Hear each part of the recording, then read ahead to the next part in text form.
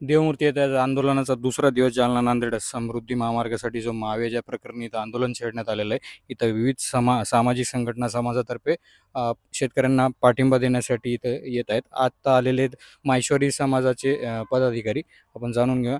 तुम्ही माहेश्वरी समाजातर्फे इथं आलेले आहात, काय जाणून घेतलं इथं, समस्या काय आणि काय तुमची भूमिका आहे? जे हे आंदोलन चालू आहे, नांदेड जालना समृद्धी महामार्ग या शेतकऱ्यांना जो भाव देण्यात येत आहे तो कवडीमोल भाव आहे।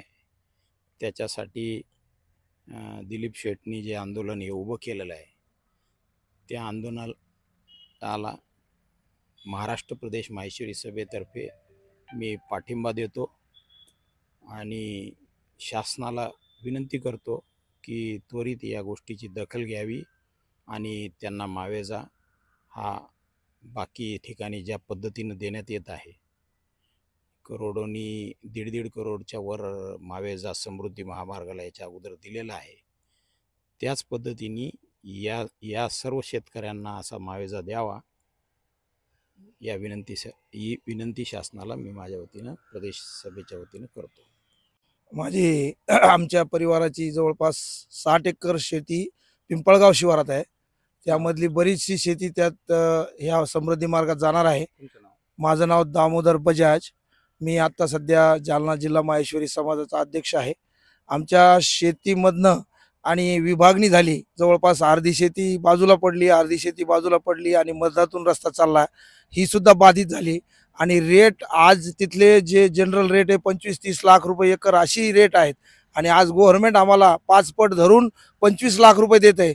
हे फार आमच्यावर अन्यायकारक बाब आहे।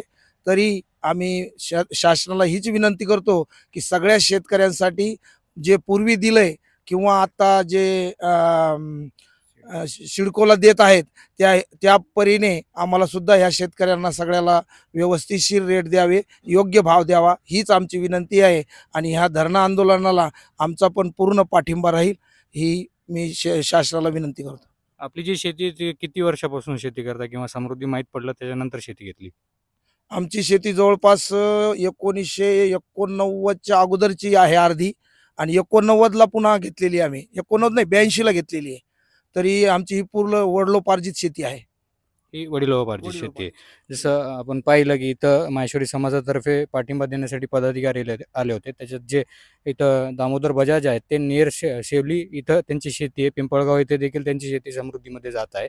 पण त्यांना जो बाजारभाव आहे तो बाजूलाच ठेवून 5 पटीने जो रक्कम देतोय ते पण बाजारभावाच्या कमी आहे। आणि त्यांची जी शेती आपण जसं त्यांनी सांगितलं की वडिलोपार्जित आहे, आज 25-30 वर्षाच्या पूर्वीपासून त्यांची शेती आहे। हे नाही की जसं सिडको प्रकल्पामध्ये झालं की प्रकल्प मंजूर झाल्यानंतर तिथं जमिनी घेण्यात आल्या, इथं शेतकऱ्यांच्या वडिलोपार्जित जमिनी असून देखील त्यांचा मोल केला जात नाही। तर आपण व्हिडिओ नक्की शेअर कराल ही अपेक्षा मी अनुप्राटी, आपण पाहत राहा पार्श्वमी डिजिटल।